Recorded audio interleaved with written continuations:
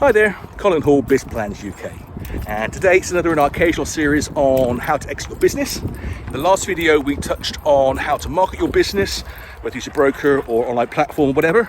And today it's the process once you've actually hooked somebody who's interested.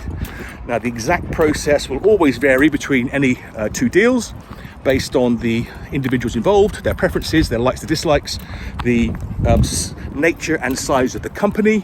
A small company that's not going for very much, you'll have a simple process, otherwise it's not worth doing the deal. And for a very expensive company with a high value, it's going to be a more complex process as neither party wants to make a mistake. So once you've got somebody interested, the first thing you're going to do is essentially talk up the company.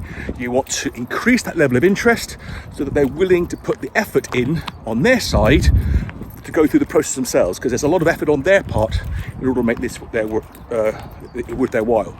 So once they are definitely interested, the next thing they're going to do is do some due diligence.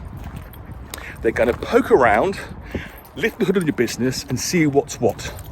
Normally that involves you, the vendor, making information available to the potential buyer, often in what's called a data room. And you will probably, in fact I would strongly recommend you have a solicitor help you with the transaction. They will arrange for a secure online data room where you will have to place documentation about the business. The basic stuff like your incorporation documents, your articles of association, any shareholders agreements, and then financial information, projections, examples of employment contracts, details on your staff, your asset register, basically everything about the company. Obviously, a lot of this is sensitive material, so as part of that process, you'll want to make sure there's a very strong NDA with the other party. And if the other party who's thinking of buying you is a competitor, you may want to pause and think whether or not revealing information is worth it. So that's a risk that you have to take, because if they do drop out of the bidding and you are left with them having all your secrets, then what do? Do you risk suing them if you think they're using it, or just lump it? That's always a danger. So you've created a data room, has all the information about your company. The potential buyer sifts through this data room and then they will ask you consequential questions. Can you clarify this? This appears to be missing. What do you do about that? And so on. And then you respond to those questions and you provide more information, and then that allows the potential buyer to decide A, whether or not they want to buy it, B, what kind of price, and C, what kind of conditions.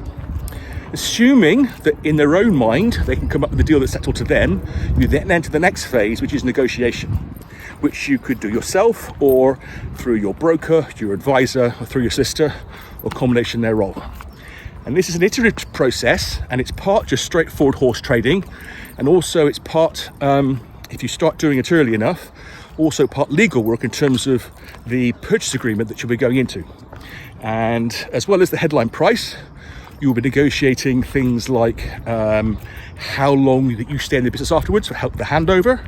May well be that there is potential portion of the acquisition price which they hold on to for 12 months to encourage you to stay, and then you get it as a golden handshake after 12 months. All sorts of combinations and options. The legal document, typically called the share purchase agreement, it will be quite complex. There'll be all sorts of conditions in there about the state of the business at the handover. There'll be warranties in there, which are essentially promises you make as the vendor that certain things that you have said about the business, certain information you've shared is accurate, that you don't know about any nasties in the background. And there'll be specialist tax warranties in there that says if tax becomes due because of things that happened before it was bought, you're liable for them. And then there'll be all sorts of toing and froing about exactly what's material, because it's not worth someone's time to chase after money for any small amounts. So then there is a conversation to be had about, okay, let's say that this bit of information I shared was wrong, but the material impact was only £5.50, we'll forget about it. Whereas this one over there was 100 grand, let's not forget about it. And so you'll go through that process. And then once you've agreed the value, the terms, and the actual document, it's time to sign it, and there'll be a whole series of paperwork to go through, which your solicitor will take you through, which starts with the share purchase agreement. You'll have share transfer forms. There'll be updates to the company's house.